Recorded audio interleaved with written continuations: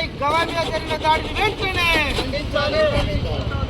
CI Gavai మీద జరిగిన దాడిని వెంటనే సుప్రీం జస్టిస్ గవాయ్ పై దాడి చేసిన న్యాయవాదిని వెంటనే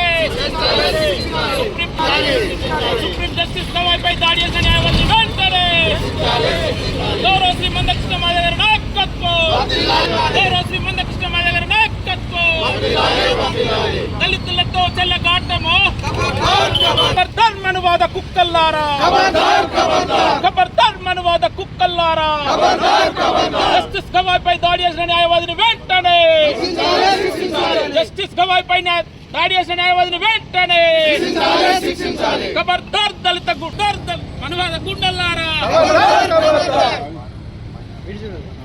భారత రాజ్యాంగం, భారత రాజ్యాంగం,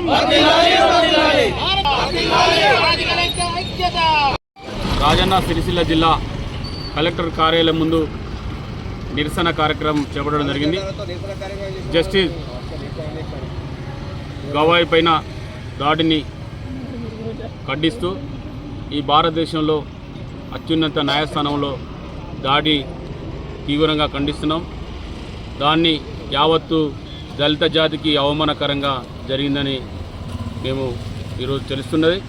వెంటనే ఏదైతే దాడి చేసిన న్యాయవాది ఉన్నాడో ఆయన వెంటనే రిమూవ్ చేసి చట్టపరమైన శాఖపరమైన చర్యలు తీసుకొని ఆయన వెంటనే మరి శిక్షించవలసిన బాధ్యత ఉన్నది.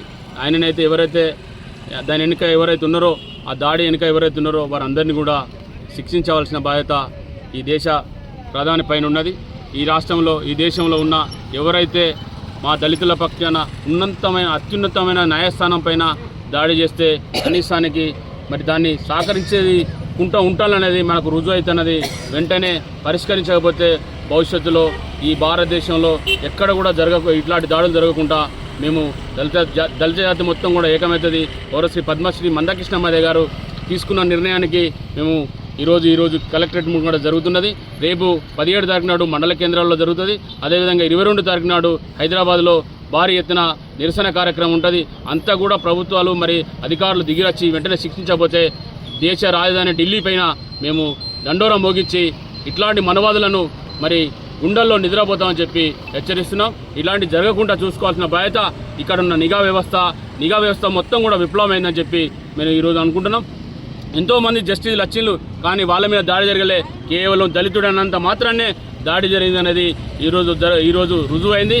మరి ఇట్లాంటి దాడులు మరి పాలకులు ప్రతిపక్ష నాయకులు మాట్లాడకపోవడం, ఇంతవరకు కూడా ఆయన శిక్షించకపోవడం ఇంతవరకు సమాజమని చెప్పి తెలియజేస్తున్నాం. వెంటనే శిక్షించకపోతే మేము అంచెలంచెలుగా ఉద్యమం చేపట్టి పద్మశ్రీ మందకృష్ణ మాదిగ గారి ఆదేశాల మేరకు ఈ రాష్ట్రంలో ఈ దేశంలో మనువాదులను ఇంకొకసారి ఇక్కడి నుంచి తరిమి కొట్టి వాళ్ళ వెనుకైతే ఎవరైతే ఉన్నారో వాళ్ళను కూడా శిక్షించవలసిన బాధ్యత మరి ప్రభుత్వాలపైన ఉన్నదని చెప్పి తెలియజేస్తూ వెంటనే దాన్ని ఖండించి శిక్షించవలసిన బాధ్యత ఉన్నదని చెప్పి తెలియజేస్తున్నాను.